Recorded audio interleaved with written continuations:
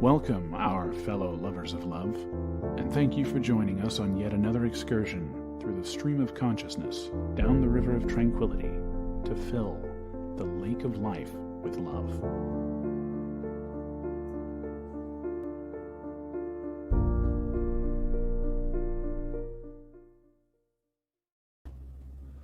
And good evening, our fellow lovers of love, and thank you for joining us. This is a special day for us. We won't tell you why, but it's a special day here on this Tuesday, May 10th. We can say why.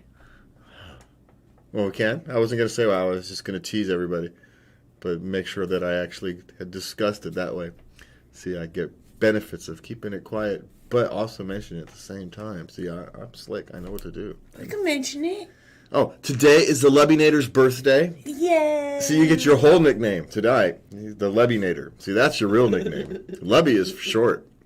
Her real nickname is the Lebinator, but we call her Lebby for short. Well, I call her Lebby for short, let's be honest. So today's Lebby's birthday, and it's been a 61. How did this happen? No, see, I wasn't going to mention that. I'm smart enough to know.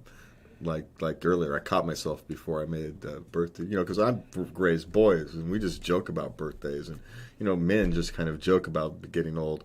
It doesn't, and I almost made a getting old joke. And no, that's not a good idea. Caught myself. That's not a good idea to go, no, you don't do that to women. Men, you can do that to, right? They don't care. It just is. But no, you don't make getting old jokes to women. You just don't do it. For whatever reason. I don't know why. It's just one of those things we don't do. So, speaking of those things we do or don't do, May is, I'm not sure why it's a segue, but it's a segue. May is Mental Health Awareness Month. We want to make sure we get this covered. You can go to the wrong one. Mental Health Hotline.org. It's 1-866-903-3737. There's my bad eyes getting there. Thank you, my love. So it's 1-866-903-3787 or mentalhealthhotline.org. They have free health help, so you can call. It doesn't matter where you think you are in your crisis or if you think you may be. Go ahead and give them a call, talk to somebody. Hey, at worst, they tell you, at best, right? They tell you, nah, you're okay but at worst, someone can help you. There's no need to suffer. Take it from us. There's no need to suffer. There's no morality in suffering. No. There's just not. And, medication isn't, I know some people, are worried about, taking medication isn't always it. Talk therapy isn't always the solution. You can find your solution. There is help out there. And for this month in particular, we want to make sure that all of you are aware of this and to, take care of those resources, because if you go down the wrong path too far, it becomes awfully hard to get back. And so if you can avoid that path, it's, with a simple phone call or going to a website, having a chat online. They have, for those of you who've grown up on the internet, you can do this online now. You don't actually have to go sit on a couch. You can do it from the comfort of your gaming chair. So, just like you interact with your friends, you don't have to suffer alone. Okay, so I'm going to leave this, I'm going to scroll this on the bottom, but for now we want to remind you that you can send me and Lovey love letters, or send Lovey a Dear Lovey letter at love@latenightLove.us. And you can always find anything you want to find about the show at latenightLove.us. And you can always find us on Facebook, social media, and your podcast network. And if you can't, let us know, and we'll make sure to get us there. All right. So we do have an interesting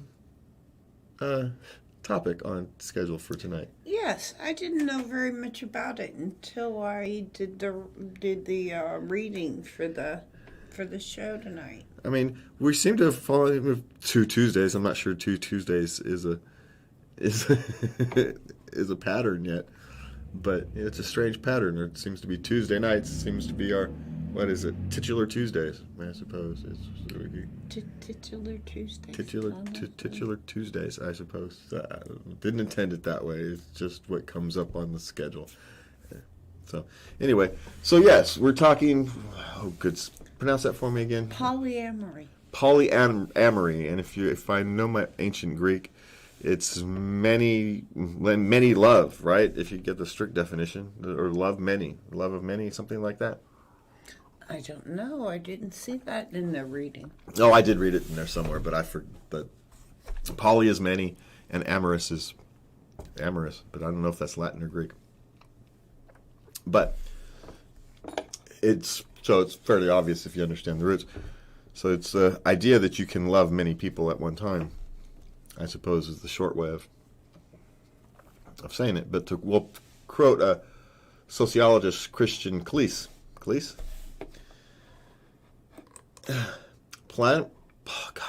Polyamory. I've been telling that all night. Now I can't say it. Polyamory means different things to different people. It's her actual quote. There's their quote. It's traditionally been defined as the practice of engaging in consensual, romantic, and sexual relationships with a small group of people, usually 3, but sometimes higher. And I think what I've gone through and done a lot of the reading is one of the defining things is it's meant as a genuine relationship, a loving relationship, not just a single path relationship. Like, it's not just sex. It's the whole. It's theoretically that you're having a full-throated relationship with multiple people. Yes. Of various, how it exactly defines itself, as we'll discuss later, is different because, like anything, every relationship is different, and then you add 2 or 1 or more persons. You add 3 or it can become complex. But hey, whatever floats your boat, I suppose. Well, in the article that I read, in one of them, it said some people, this is their nature. Yes. And there are other people who are more of the ideological bent. Yeah, well, that's, I guess, the question. It's one of the in the Psychology Today article, which is all these links are posted at latenightLove.us. Is it an identity or an orientation? Mm-hmm. It's like, it's bisexuality. It's an orientation. But is it an identity? Oh, that's an individual thing, right? Wouldn't it? Wouldn't it be? Yeah. Is that something you have to wear on your sleeve, or is it just something you'd like to engage in, or you're predisposed to engage in? It's hard to. The way we define these things nowadays is confusing. As a bisexual man, I find the way we define these things today confusing. So for all the rest of you out there, if you're confused, it's not just you. Well, bisexual man. Do you find the way we define things today? Because you're a bisexual woman as well. Do you? I find it confusing. So we all find this confusing too. We've had a long history of interesting sex lives. We find all this confusing. Just like everybody else.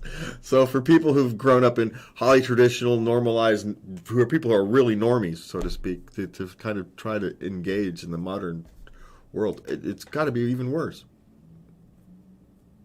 Because at least we can kind of understand what they're trying to talk about.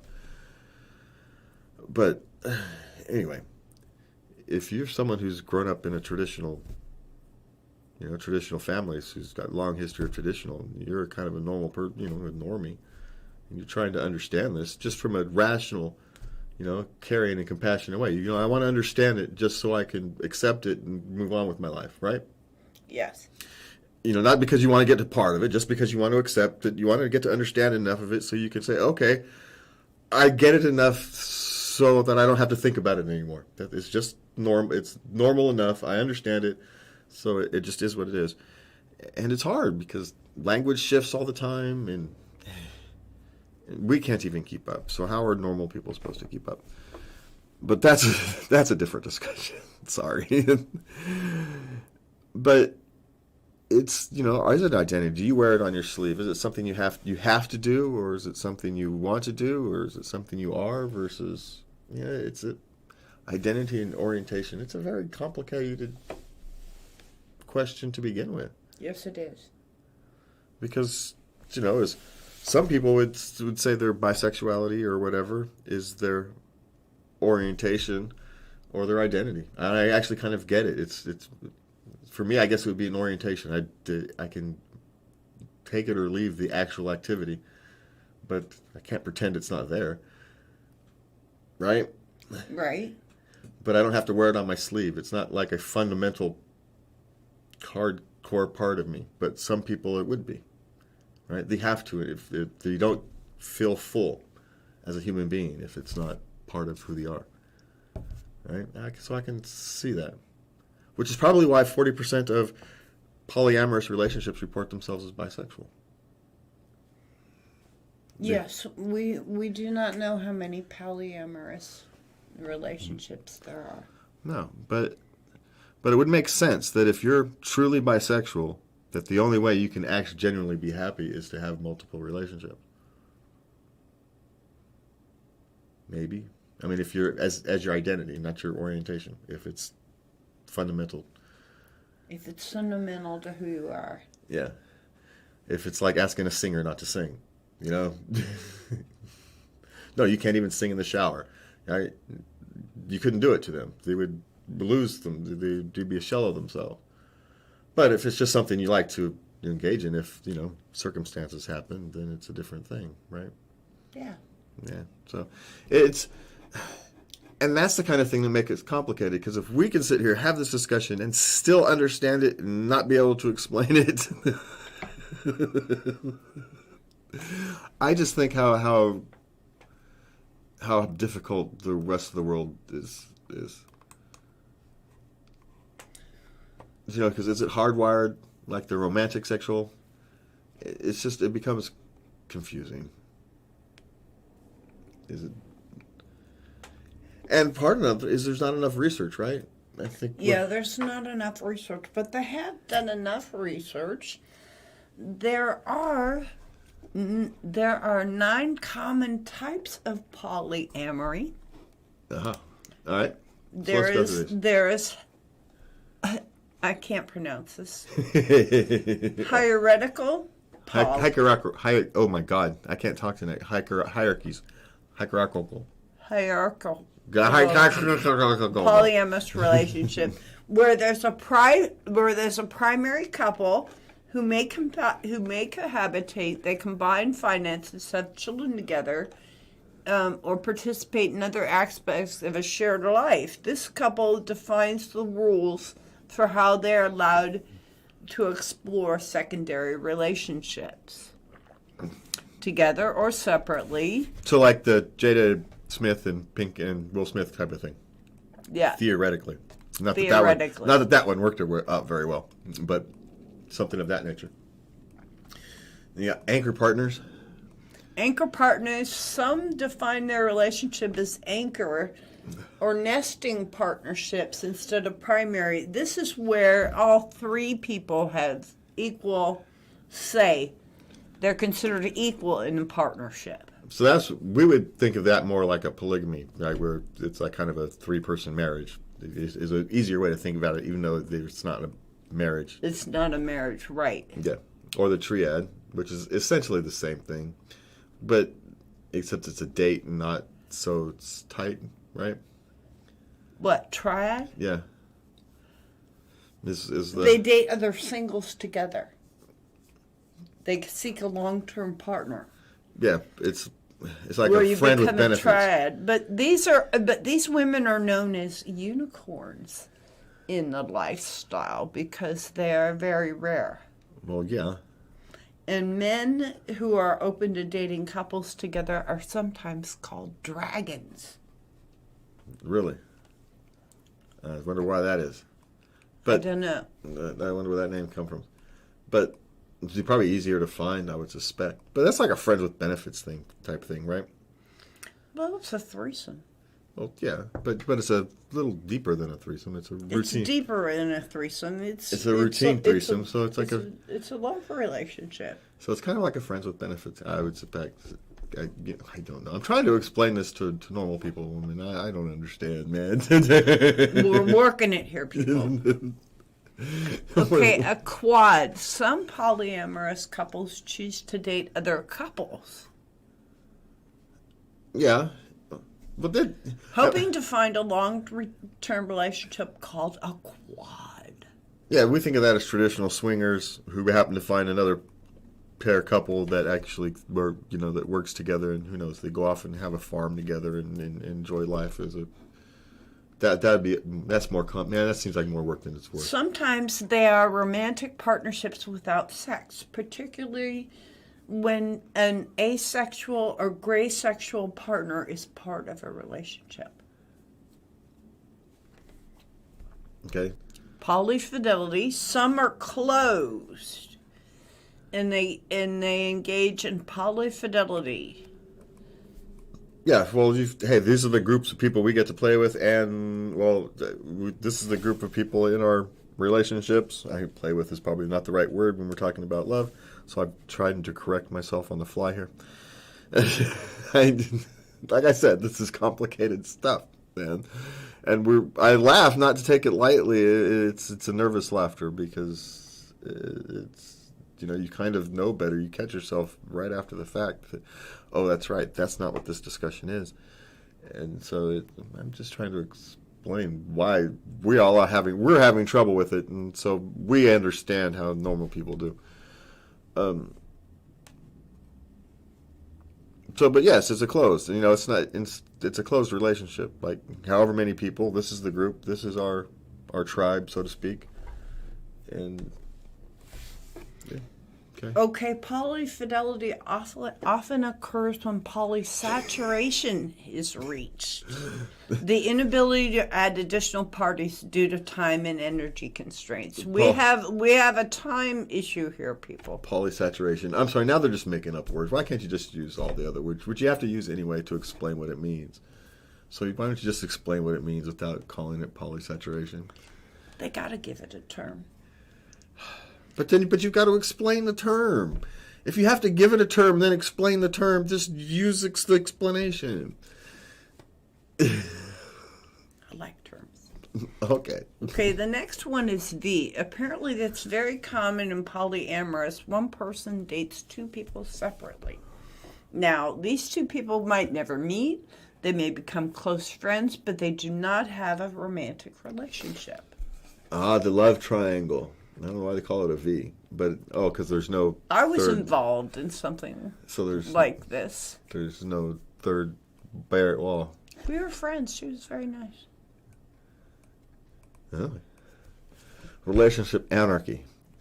Well, that just sounds like college life. Relationship.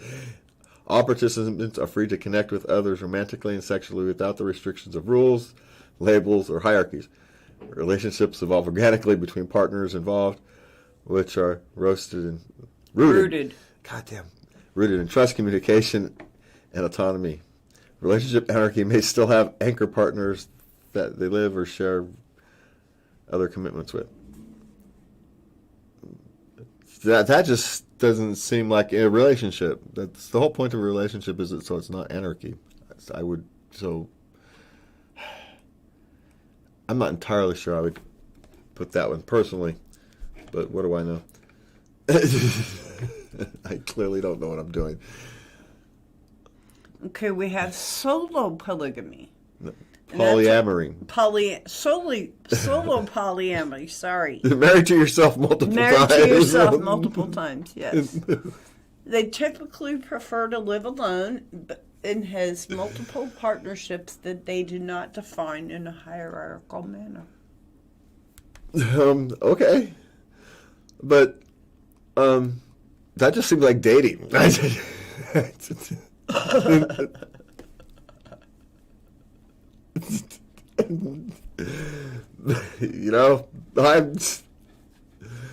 okay. I like we said, I clearly have no clue what I'm talking about over here, but that seems like dating to me. A polycule encompasses everyone on the relationship map. Including all of your partners in metamorphs, whether or not they cohabitate. There may be polycule meetings or discussions to consider decisions which have implications for everyone involved. What? This just sounds like a group thing. That sounds like a sex commune. Frankly, that sounds more like the orgy it's not all about orgies, which is true. If you think of the headlines for the Psychology Today, it's not all about orgies, which is true. But that sounds like it's all about an orgy. Or a sophisticated frat house. I'm not entirely sure. But I suppose one of the interesting things is you'd have to be real good at communications to make this work, right? And negotiations. And because we're humans. We're going to get moments of jealousy and whatnot. We're going to have moments. And we're going to have times where we like one person more than we like another just because we do. I'm not happy with that person this week because we're not. See, I couldn't handle that. So, yeah. I don't think it's the romantic thing. The multiple sex partners, it's just sex. I could cope with that. It's the romance. It's the emotional connection that I'd have the trouble with, personally. Yes. It's the emotions part of it. Sex is sex. I'm old enough and have been around the block enough. And you remember, you're someone who was raised and buys a flower child with all 3 Joy of Sex books in the house. So sex is just kind of sex. But it's the emotional connection that can sometimes, or usually, often, whatever you want to put after that, come with it. That's the problem, or the important part of it, right? That's what you're afraid of losing. Yes. So, and it just manifests itself in sex. But anyway, would be my problem and my fears with these things. Kitchen table poly, where you discuss all these things. Parallel poly, my God. Complications. All right, let's jealousy and insecurity. Yeah, well, everybody involved would have to be very secure with who they are, right? You couldn't have an insecure person dealing with that. You couldn't have someone who's fundamentally jealous. You'd have to have a low jealousy quotient. Not that you never get jealous, but you'd have to have a relatively low jealousy quotient. It couldn't be someone who springs off at jealousy at the slightest sign of something. I don't know. It's strange. It's one of those things. It seems like it's for the young, but also it seems like it's something that only old people could pull off successfully, because they're the only people who've been around enough and are able to put things like sex in its place, in its proper place in the relationship. We'd put too much importance on that aspect of the relationship. We'd put more of the other aspects of the relationship. Yes. And the sex is, it's like going to bowling or something. It's a fun activity. But it's not fundamental, right? Yes. Something like that. All right, but we do have. We're talking about common myths. We'll close out. We've got 7 common myths. When you're polyamorous, you're always looking for new partners. Well, we already discussed close partnerships. Yeah, well, I think the thing is you're not always looking, right? Just because you're polyamorous doesn't mean you're always looking for. You go through long periods of time where you're satisfied with the group you have. Yes. There's not always looking. It's not like you're it's not like you're not dating. You're looking for a relationship, so you don't have to be always looking. That's the point of the relationship. So that one makes sense. Not all polyamorous people are bisexual. Okay, apparently there's plenty of polyamorous people who are gay, straight, or lesbian. Yeah. But they are more likely to be bisexual than the general population. Yeah, it's about 2% of the general populations consider themselves bi, while it's like 40% of the in their survey. That's considerable. Yeah. So, but it kind of makes sense if you actually want to practice your bisexuality, you're gonna have to have a complex set of relationships. So it makes sense. Those will be the people who try it most often. It just kind of does. Okay, you can only be considered polyamorous if and when you have multiple relationships going on at the same time. Dude, sometimes you're alone. Doesn't mean you choose to take some time to work on yourself. Doesn't change the nature of your... Yeah, or just you're spending time working on your main relationship or yourself, or you haven't found anybody you particularly want involved. It takes a unique person. It might take some time to find the right person to bring them into a relationship like that. You should be choosy, right? You're not just going to pick anybody off the street. You want to be choosy. So there will be long periods of time where you're not going to have... Well, you'd be choosy just like anybody who'd be choosy going into a relationship. I would hope you'd be choosy going into a relationship. If you're not choosy going into a relationship, you're probably having problems with relationships. It's just my guess.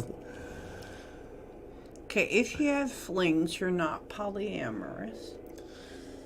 Well, I think by definition, this myth is actually a myth. Because if you're having flings, it's not polyamorous. Polyamorous people are looking for relationships. Now, it's not that people who are looking for relationships can't have flings, but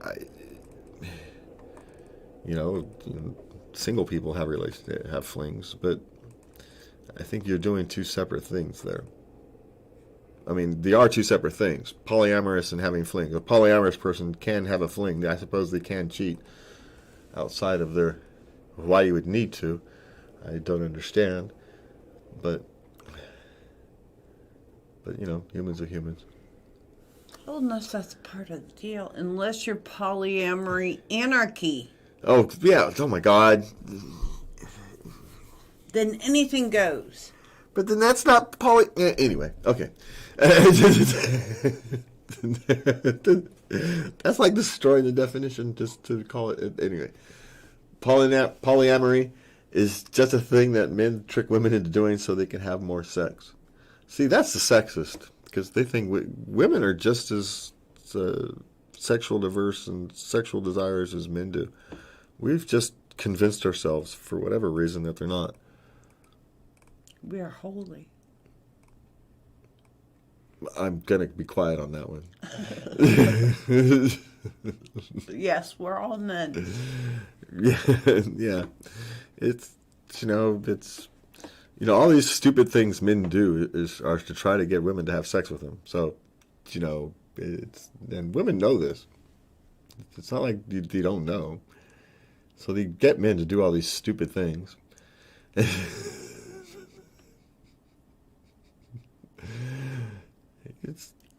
Y'all will go across states for maybe a possibility. Yeah, well, especially the socially awkward among us. Yes, they will,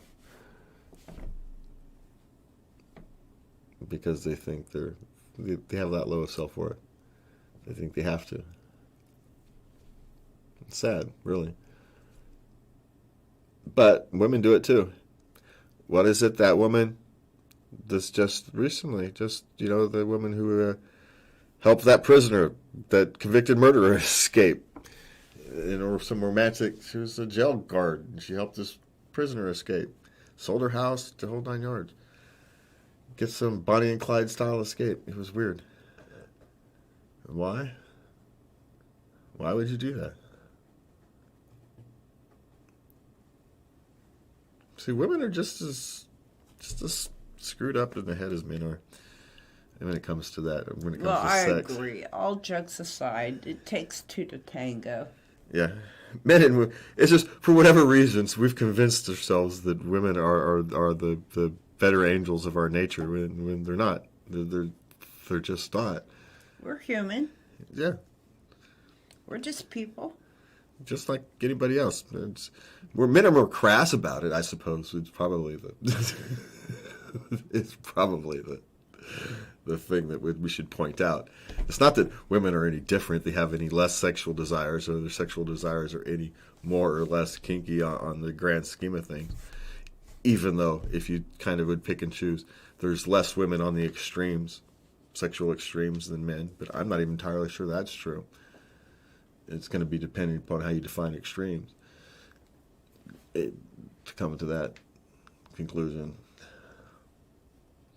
So, but men tend to populate the extremes more than women do. Women tend to populate near the center, and men tend to occupy the extremes. Yes. But it's not a universal truth. So, anyway. All right. All poly people are kinky. Well, that's going to defend how to define kinky, because some people would say that polyamory, by its very nature, is kinky. Right? Someone make that argument. The very nature of polyamory in and of itself is on the scale of kinky. It ticks the kinky. Ticks a fundamental kinky box. You're involving a third person in a relationship. That makes you kinky. Hey, if you're a missionary Baptist, a polyamory relationship is kinky. It just is. Now, if you're someone who sits in, somewhere in the middle of the human sexuality scale, maybe it's not so kinky. Maybe it's, okay, what do you do inside of that thing that takes, So kinkiness is all depending on how kinky something is or whatever. All depends where you're standing. Beauty's in the eye of the beholder, all that thing. Perceptions. Yeah. So that's kind of but yes, there are lots of people, there are probably polyamorous people who are very, shall we say, routine in their lovemaking. That wouldn't surprise me. Yeah. They're not all that adventurous outside of the fact that they have a multiple partner. Wouldn't surprise me. Doesn't mean they have whips and chains and handcuffs and toys. All right.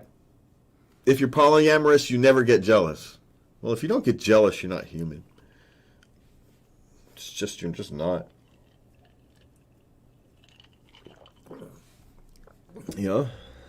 I think we had that discussion earlier. Yeah, we did. And like you mentioned before, if we going into this, I think your nature would have to be that you're not really a jealous type person to begin with. Yeah, you're not overtly jealous. You're not someone who has to fight jealousy on a routine basis. It's not that it doesn't crop up. It's that it's not something that hits you often.